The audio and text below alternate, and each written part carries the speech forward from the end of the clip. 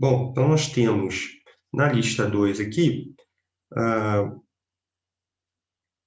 determine a área das figuras. Então, a gente observou, né, a gente já iniciou essa atividade na última aula, nós observamos que em algumas situações aqui, ele não traz, praticamente em todas, né, ele não traz os lados necessários para poder fazer o cálculo da área. Então, a gente precisa buscar o valor desse lado e, posteriormente, calcular a área.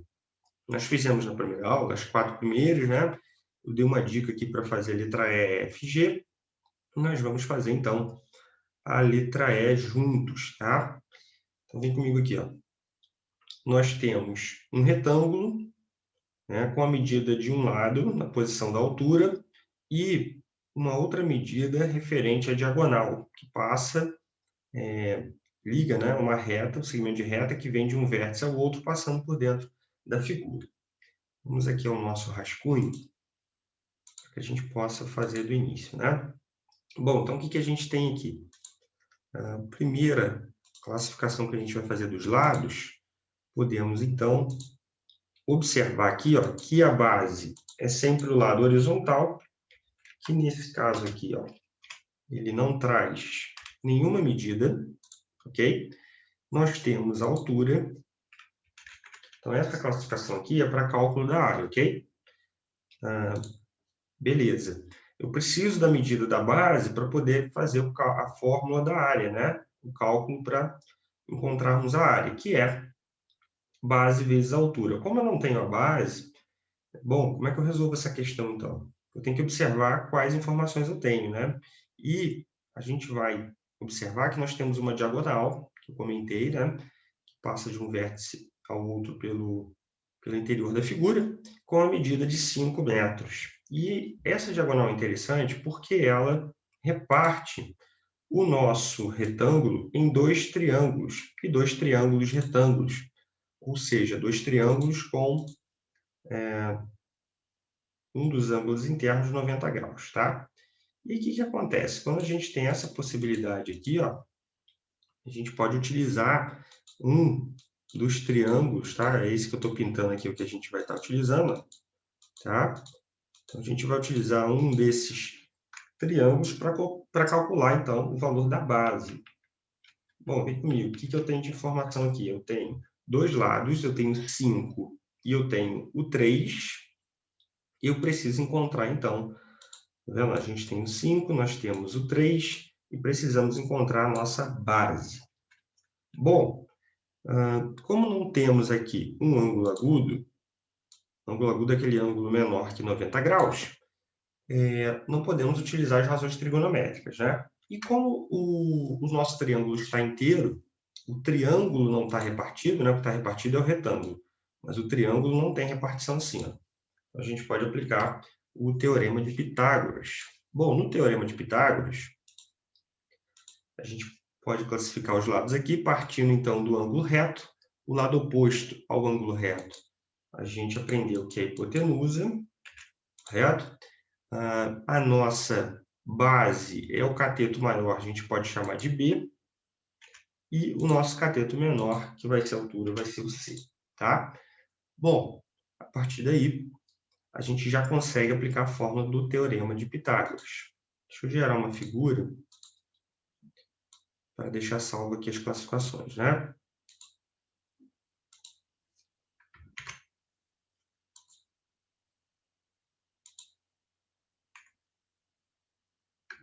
Deixa eu só ajustar aqui.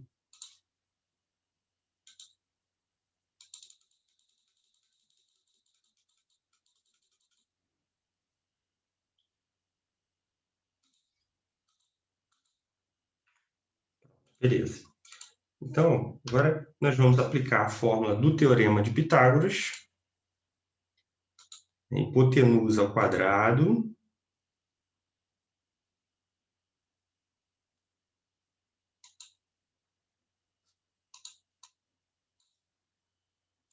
é igual à soma dos catetos ao quadrado.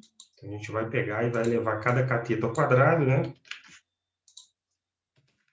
Vou montar a fórmula aqui.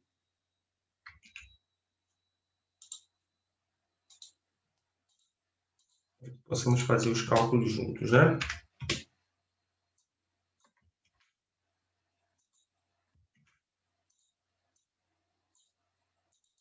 Essa fonte aqui para ficar bem legal. Então, acompanhe comigo. A fórmula do teorema de Pitágoras é hipotenusa ao quadrado, que é o A, né? Ao quadrado, igual ao cateto B elevado ao quadrado, somado ao cateto C, também elevado ao quadrado. Agora, a gente vai substituir na fórmula cada lado, ok? Então, teremos o seguinte, a hipotenusa 5, tá? Então, vai ficar 5 ao quadrado. O cateto B é o cateto que a gente quer encontrar esse valor, né? É a nossa base também, eu vou chamar de x, tá? Vou representar por uma incógnita, poderia deixar B também, não tem problema.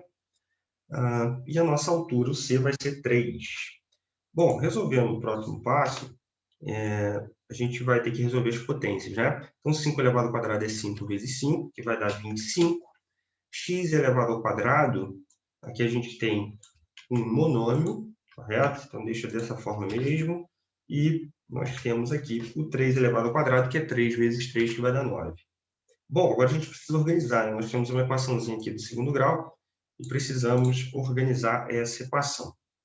A gente pode passar o 9 para o outro lado, né? Ou pode passar o x para a nossa esquerda, o 25 para a direita. Vamos fazer esse passo a passo aqui que vai ser interessante.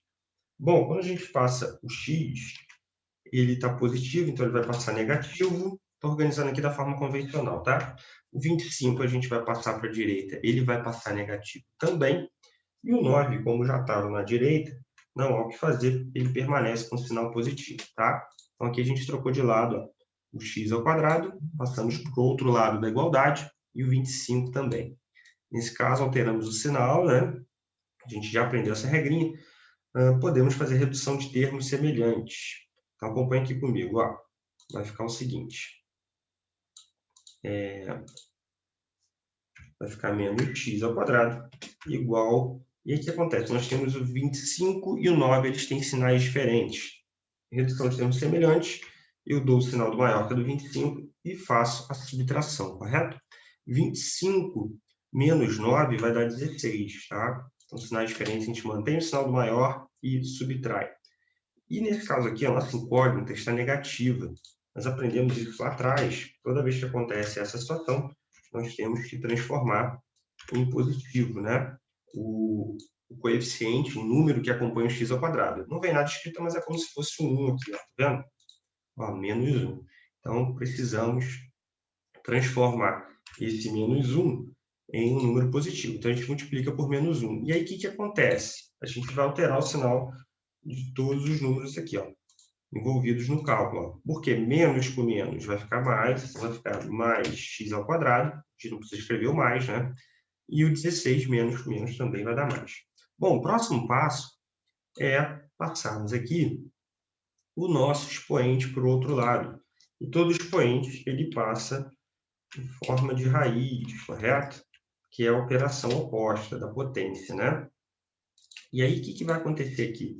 Teremos uma raiz quadrada, porque se o expoente for quadrado, passa como raiz quadrada. Se o expoente for cúbico, passa como uma raiz cúbica. Nesse caso, como a gente está se tratando de uma equação do segundo grau, né, passa como uma raiz quadrada. E a raiz quadrada de 16 vai ser 4, né? Que número multiplicado por ele mesmo em duas parcelas, que vai dar 16. É o 4. 4 vezes 4 é 16.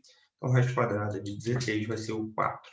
Só que essa medida aqui, ó, que a gente encontrou agora, o 4, ele é a medida da base, ó. Né? Lembra que eu substituí aqui a base, que era o b, ó, por x? Depois a gente encontrou o valor desse x. Então, eu posso dizer que o 4 aqui, ó, é a medida do lado, tá? Então, a unidade de medida dele aqui, ó, 4 metros. Agora, podemos, então, calcular a fórmula da área, que vai ser a base, que é esses 4 metros que a gente determinou, encontrou aqui no cálculo, vezes a altura, que vai ser 3, tá? Então, ó, vem comigo. Vamos fazer aqui a fórmula da área. A área é igual a base vezes a altura.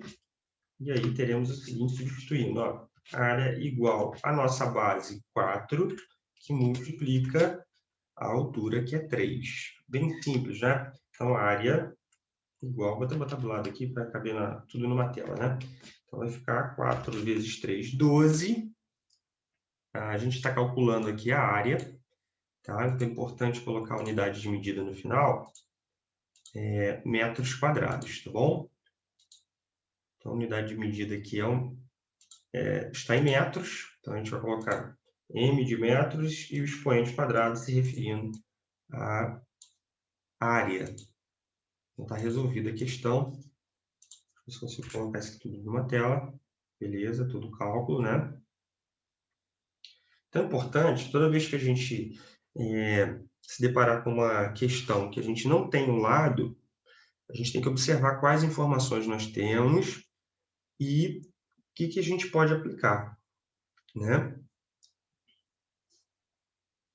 E, principalmente, se ele trouxer a diagonal, ele vai estar se referindo ao desenho de um triângulo.